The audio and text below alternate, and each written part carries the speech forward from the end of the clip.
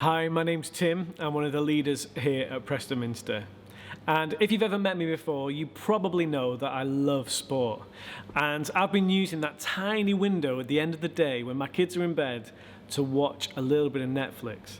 And I found this great documentary called The Last Dance. And it's all about the best basketball player that has ever graced this planet, Michael Jordan. And I'm not really into basketball, but it looked really good.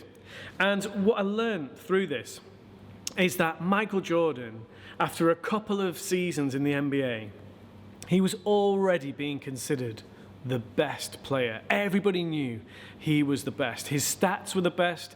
In offense and defense, they were all over it. But there was one problem. His team, the Chicago Bulls, they just could not win the championship.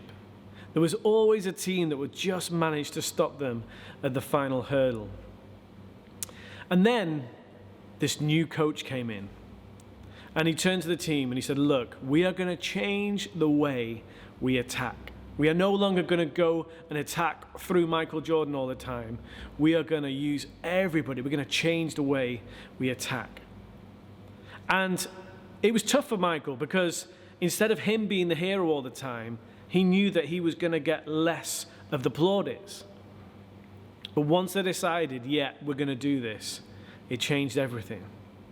Fast forward a little bit, and it comes to the end of the following season. It's crunch time.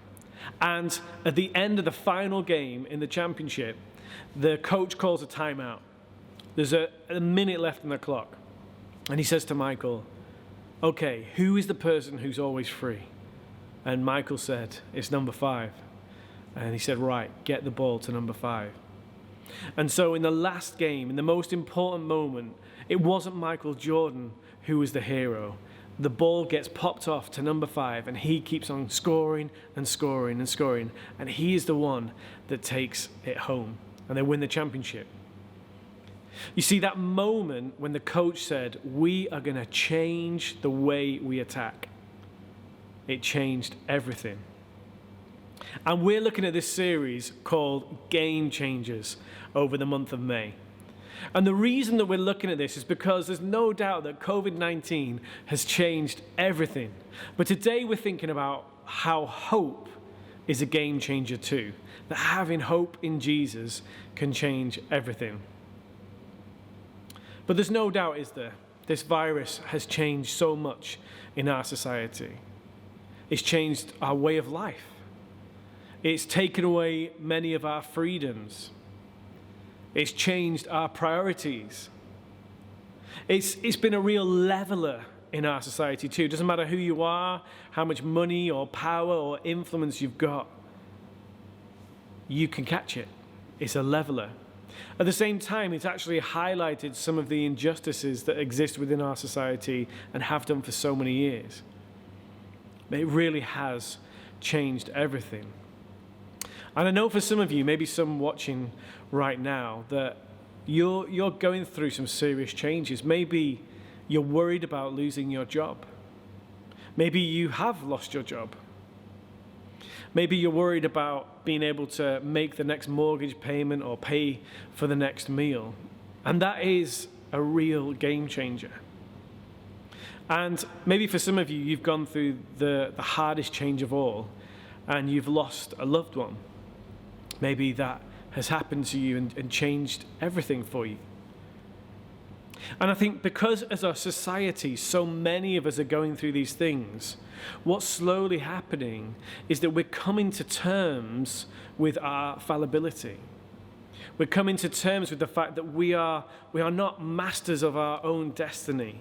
We're not quite as big and important and powerful as we thought we were. Actually, we're realizing that we are finite beings. And what's interesting is that where do we go when we want to know something? So many of us go straight to Google. And so people that have Googled, how do I pray, has gone absolutely through the roof because we know that we're searching for something deeper now. Statistically, for every 80,000 cases of COVID-19, The amount of people Googling, how do I pray, has doubled. Every time there's another 80,000 cases, the number doubles and doubles and doubles. On top of that, 1 in 4 people have searched for church online. That's 1 in 3 if you're under 35. So why is that happening? I think it's because there's an awareness that we are longing for something deeper. We're longing for something of more substance, something bigger. We're longing for hope. I think that's what we're reaching for. We want to have some hope. And I think having hope is a game changer for our lives. But let's just talk about that word hope for a minute. Let's talk about that and how we use it. Because I think there's a massive difference between how we talk about hope biblically and how we talk about hope in our culture. You see, in our culture, hope is kind of like this far-off thing that we vaguely look to. So, for example, we'll say, I hope the sun comes out tomorrow. Or we say, oh, my hopes were dashed.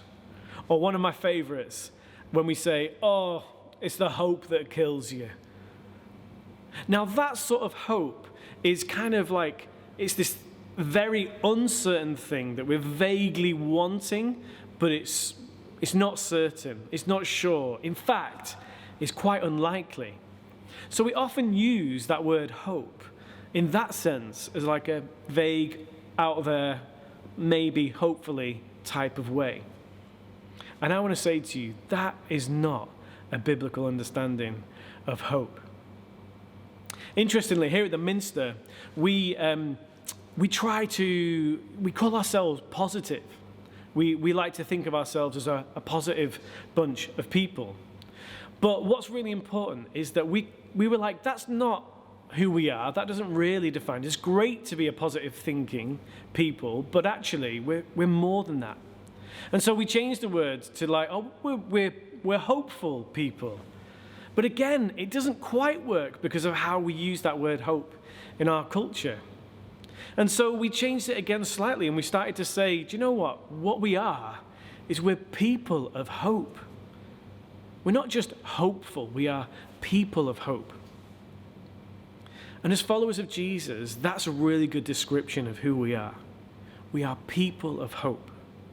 What that means is that hope is within us. Hope is part of us. Hope is part of our identity.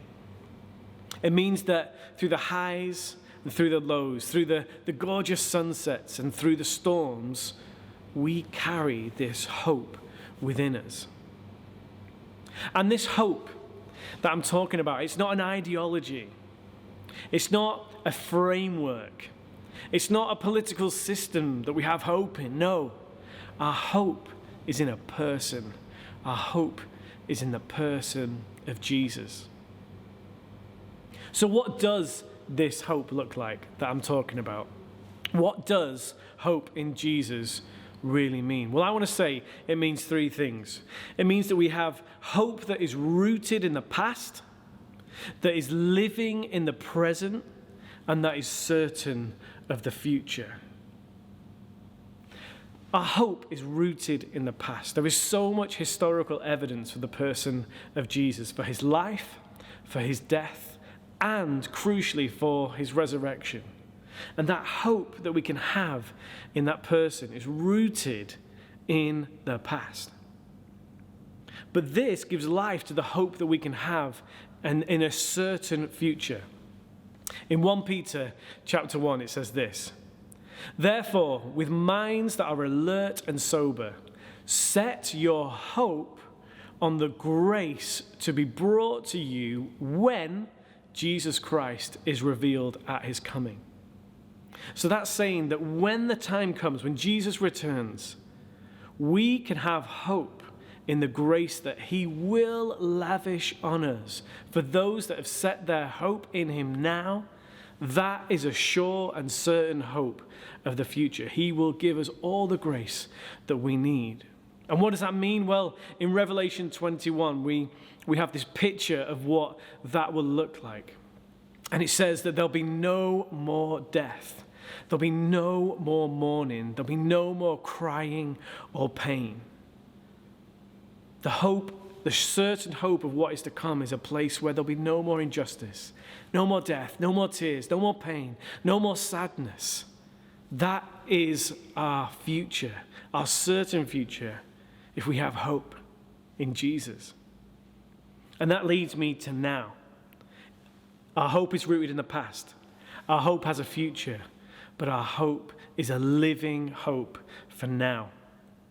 Again, in 1 Peter, it says this: in his great mercy, he has given us new birth into a living hope through the resurrection of Jesus Christ from the dead.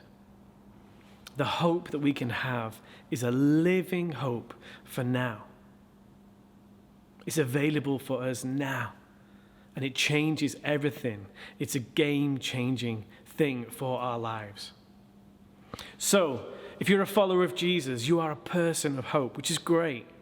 But there's one more thing, and that is that we're not only people of hope, we're also carriers of that hope.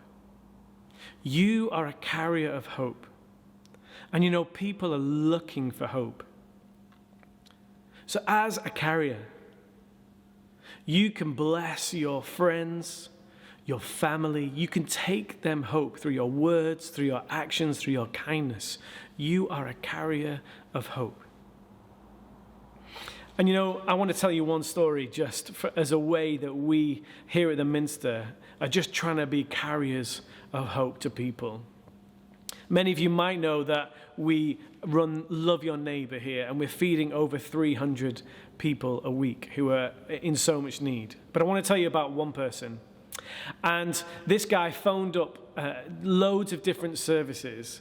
And every time he phoned up a service, he got passed on to another one, and then passed on to another one, then passed on to another one. And I'm not criticizing those services. They've got their rules, and that's absolutely fine. But eventually he ended up talking to the police. And the police passed him on to someone, and then they passed him to us. And we were able to respond to him.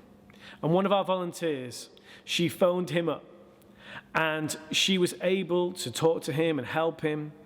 And then she went round our food supplies, and she managed to pick up everything that this man needed. He'd been alone for so long. And she phoned him, on the phone to him. He went round. She picked up everything that he needed. And then at the end she said, would you like 4 pints of milk as well? And this man on the end of the phone, he broke down. And he said, I thought I was going to die alone. I would love some milk. You see, we are carriers of hope. People are longing for hope, and you and I, we can carry that hope in Jesus to people. But the final thing, that coach who spoke to the Chicago Bulls, who changed the way they played, I want to point out one thing. The players didn't change. The opposition didn't change. And yet, that game-changing tactic change changed everything. So as a person of hope, as a carrier of hope, the circumstances around you may not look any different, but you can be a person of hope. You can be a carrier of that hope to others. Hope is a game changer. Hope in Jesus changes everything. Amen.